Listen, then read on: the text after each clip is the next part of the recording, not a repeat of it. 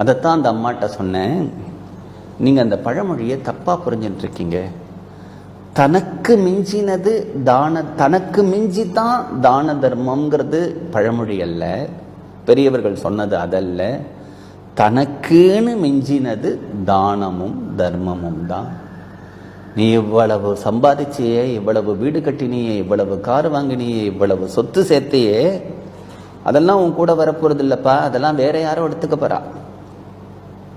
ஆனா உனக்குன்னு சிலது கூட வரப்போறதே, உனக்குன்னு மிஞ்சி உன் கூட வரப்போறதே. அந்த மிஞ்சின்னு உன் கூட வரப்போறது என்ன அப்படின்னா தனக்குன்னு மிஞ்சினது.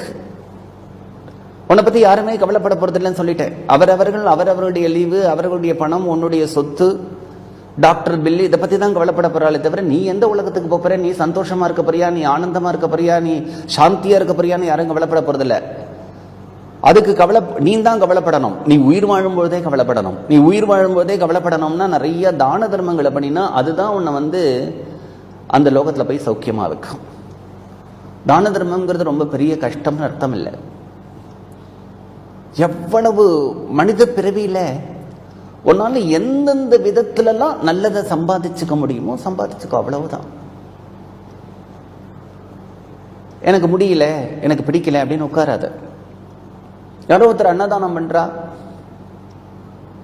அன்னதானம் ரொம்ப பெருசு இல்லை. அந்த அன்னதானம் பண்ணும்பொழுது அவர் பணக்காரர் சார், அன்னதானம் பண்றா, நான் என்ன பண்றது அப்படின்னு இருக்காத.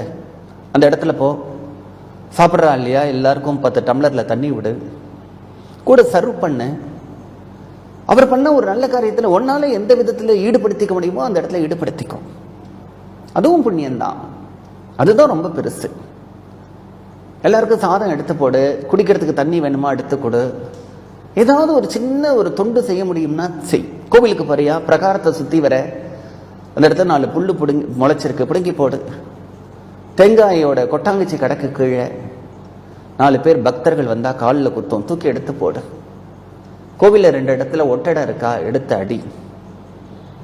கோவில் ஏதாவது அசுத்தமா இருக்கா, அந்த இடத்த கிளீன் பண்ணு. இது நம்முடைய கோவில் அப்படின்னு நினை. ஒரு பசுமாடு வருதா, 2 புல்ல பிடுங்கி கொடு.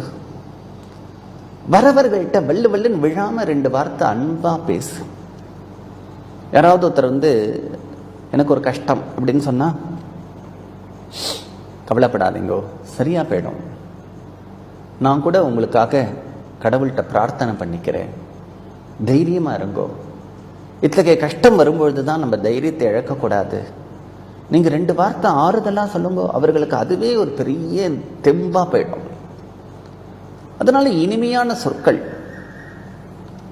எந்தெந்த விதத்திலெல்லாம் நம்மால நல்லது பண்ண முடியுமோ, ஏதோ ஒரு நல்ல ஒரு சொற்பொழிவு நடக்கிறதுனா போய் உட்கார்ந்து கேளு, நல்ல விஷயங்களை கேளு. கோவிலுக்கு போ. யாராவது ஒருத்தர் மாற்றுத்திறனாளி இருக்கார், அவரால் ரோடை கிராஸ் பண்ண முடியல, கொண்டு போய் விடு. அவருக்கு ஒரு கடிதம் எழுதி கொடு. ஏதாவது ஒரு ஓல்டேஜ் ஹோமோ இல்லைன்னா ஆர்ஃபனேஜுக்கு போய் ஒரு நாள், வாரத்தில் ஒரு நாள் அந்த குழந்தைகளுக்கு ஏதாவது ஒரு சர்வீஸ் பண்ணு. இப்படி எந்தெந்த விதத்திலெல்லாம் உன்னால ஒரு நல்லதெல்லாம் பண்ண முடியுமோ. எனக்கு முடியலை, எனக்கு பணம் இல்லை, அதனால நான் அதெல்லாம் பண்ண முடியாது, பணம் இருந்தால் தான் பண்ண முடியும், இல்லை நான் பணம் சம்பாதிச்சு பண்றேன் அப்படிங்கிறதெல்லாம் வேண்டாம். பணம் சம்பாதிக்கிறது அன்னைக்கு பண்றதை பார்த்துக்கலாம். இப்பொழுது உன்னால எந்தெந்த விதத்திலெல்லாம் நல்ல காரியங்களை பண்ண முடியுமோ, நல்லதிலெல்லாம் நம்மளை ஈடுபடுத்திக்க முடியுமோ அப்படின்னு பண்ணிட்டு இருந்தோமானால் அதுதான் நம்ம கூட வரக்கூடிய சொல்.